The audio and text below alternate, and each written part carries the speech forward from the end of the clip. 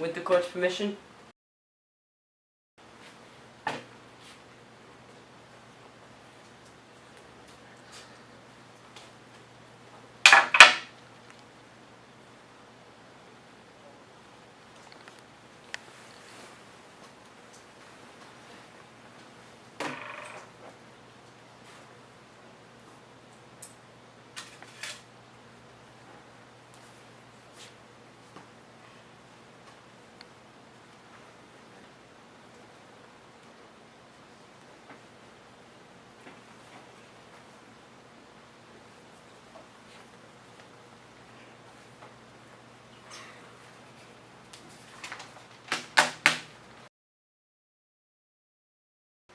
Gentlemen, I shall be brief, but I would like to use my remaining time with you to tell you that this case is not a difficult one.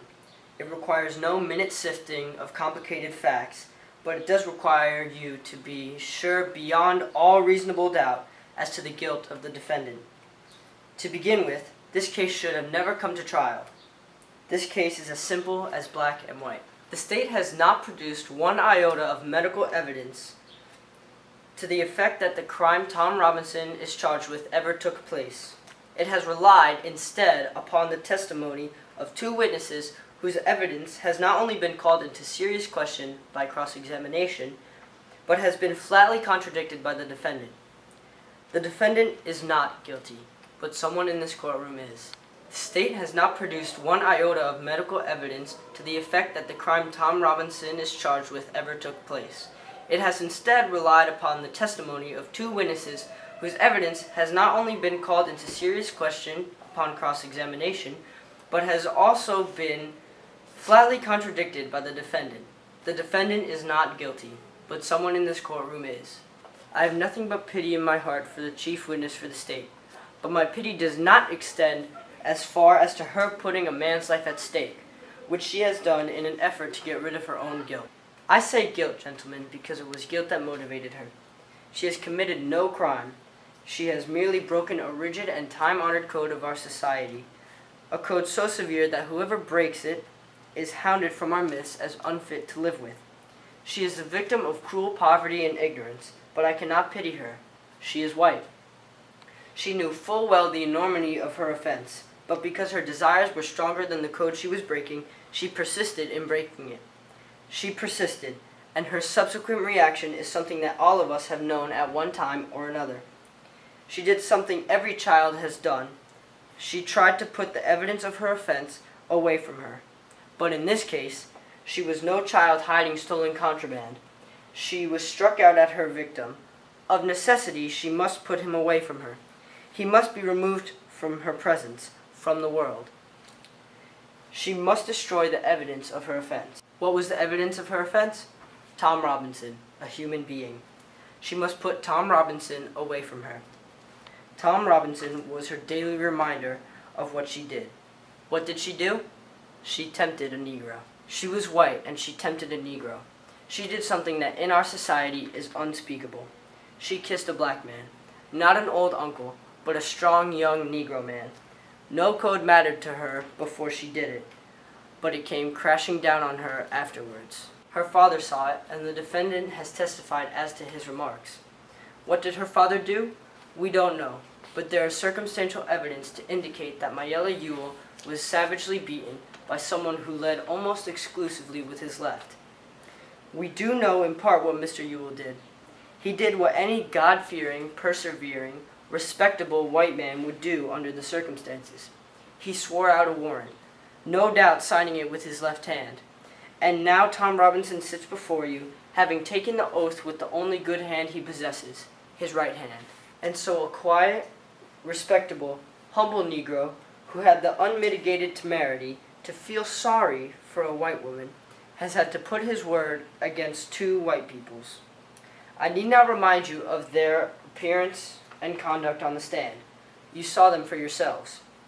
The witnesses for the state, with the exception of the sheriff of Macomb County, have presented themselves to you, gentlemen, to this court, in the cynical confidence that their testimony would go along with them on the assumption, the evil assumption, that all Negroes lie, that all Negroes are basically immoral beings, that all Negroes are not to be trusted around our women, an assumption one associates with minds of their caliber, which, gentlemen, we know is in itself a lie as black as Tom Robinson's skin, a lie I do not have to point out to you.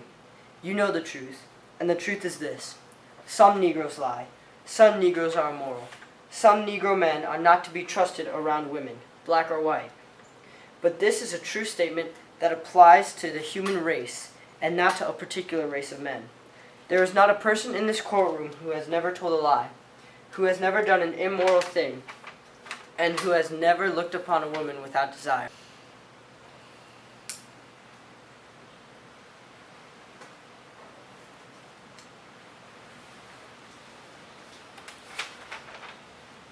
One more thing, gentlemen, before I quit. Thomas Jefferson once said that all men are created equal, a phrase that the Yankees and the distaff side of the executive branch in Washington are fond of hurling at us. There is a tendency in this year of grace, 1935, for certain people to use this phrase out of context, to satisfy all conditions. The most ridiculous example I can think of is that the people who run public education promote the stupid and idle along with the instructions because all men are created equal. Educators will gravely tell you, the children left behind suffer terrible feelings of inferiority. We know all men are not created equal in the sense some people would have us believe. Some people are smarter than others. Some people have more opportunity because they're born with it. Some men make more money than others. Some ladies make better cakes than others. Some people are born gifted beyond the normal scope of most men. But there is one way in this country in which all men are created equal. There is one human institution that makes a pauper the equal of a Rockefeller, the stupid man the equal of an Einstein, and the ignorant man the equal of any college president. That institution, gentlemen, is a court. It can be the Supreme Court of the United States, or the humblest JP court in the land, or this honorable court which you serve. Our courts have their faults, as does any human institution. But in this country, our courts are the great levelers, and in our courts, all men are created equal. I'm no idealist to believe firmly in the integrity of our courts and in the jury system. That is no ideal to me. It is a living, working reality. Gentlemen, a court is no better than each man of you sitting before me in the jury. A court is only as sound as its jury, and a jury is only as sound as the men who make it up. I am confident that you gentlemen will review without passion the evidence that you have heard, come to a decision, and restore this defendant to his family. In the name of God, do your duty. In the name of God, believe him.